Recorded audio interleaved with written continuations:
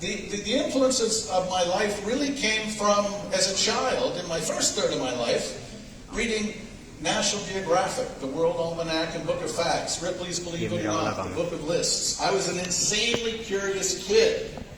Terrible student, like the teachers wanted to fail me, never wanted to promote me to the next grade, but I was really curious, and I absolutely loved the stories about humanity. They would take me on a journey around the world to places I wanted to go and visit, to expose me to cultures I wanted to experience. And I took those insights, and I was thinking about starting this media company in 2016. And I realized nobody filled that void. Maybe we could be that company that inspires young people about science and the humanities. And that was our goal. That's exactly what we set out to do in 2017. I raised $1 million through my friends. I had some of these guys had invested in previous companies of mine, and I went back to their kitchens and kissed their babies, and they gave me money, and we started Underknown in 2017. And what I wanted to do was build a modern media company.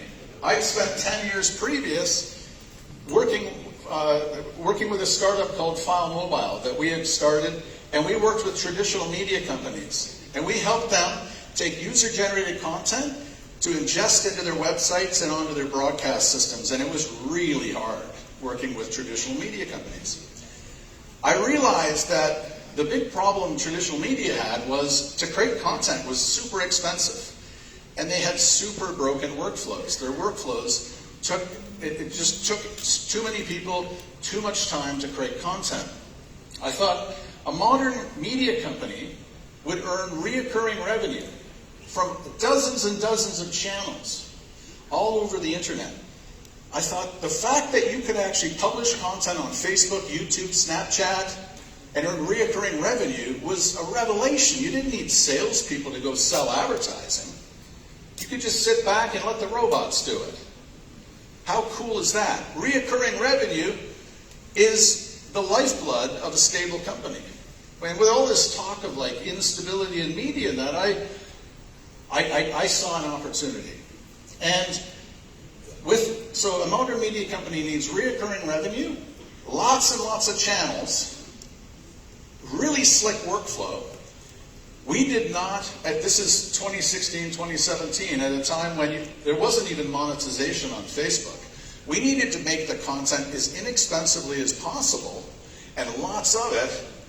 We had to learn and iterate really, really fast. So we chose not to work with influencers. Remember, I was inspired by brands, not by people. I wanted to create brands that people fell in love with. So that's what we set out to do. And I thought we could make all of this content in the browser. Never mind going out and shooting in the field, downloading content from the world's biggest archives, Getty, Alamy, Shutterstock. And then thanks to fair use law, we've been able to put together content, do all the editing straight in the browser, publish onto dozens and dozens of channels. And we wanted to build an international media company as well. If we're going to tell the world's greatest stories about humanity, you can't do it with a bunch of white guys in Toronto. I imagined an international company from people all over the world that would collaborate together. Little did I know, the pandemic was going to be what really made that happen for our company. So when we set out to, at one point, and data would be where the insights came from.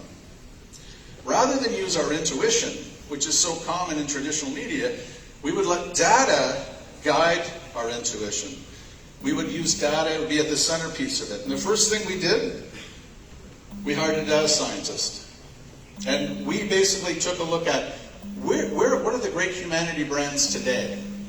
And what we discovered was, when we stripped away anything to do with celebrity culture on Facebook, in the top 10 were 4 humanity brands. National Geographic was in there twice, History was in there, Discovery was in there. But guess what?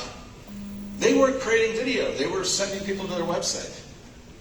Long, scrolling user experiences that just didn't work well on your phone, and more importantly, they weren't telling really cool stories that inspired young people. So we saw a content gap. And then we launched our first channel in 2017 called Interesting Shit. That name came from a spreadsheet that had 250 stories we wanted to create. And we discovered, well, people love the name Interesting Shit, robots didn't. So we changed the name to Inch. But when you're starting out and you have no followers, we wanted to reach out to, we knew we were making great content. We were making content about geography, history, science, culture. So we reached out to some of the world's biggest brands and influencers on Facebook at the time. Huffington Post, Upworthy, Curiosity, George Sakai, Hashim Al-Ghaili, and they followers in 1 year. But ultimately, it failed. But we discovered a lot of insights after we made 250 videos that year. Mainly, we discovered that the hypothetical videos we did really, really well. We did 5 of them in 2017. The first one was, what if the Earth had rings like Saturn? What if the moon, what if the sun vanished? We also discovered how 2 videos performed extremely well. Videos about the women of history did extremely well. And anything to do with weird animal adaptations did very well. So armed with all these insights, we said, we had an opportunity to create a channel dedicated just to what ifs. And I'll talk a bit about the format. So this is 2017, and it's all about, at this point in time, if you make a video that's 3 minutes or longer, you get a 1-minute ad break. So we really worked hard to put our best footage up front, and then we asked a lot of questions. People would see what the what-if question was, and we would start to ask a lot of questions, and that would lead them to the 1-minute break. And I don't know if you've noticed this, but once you've spent a minute watching a video, you're like, damn, I'm going to hang around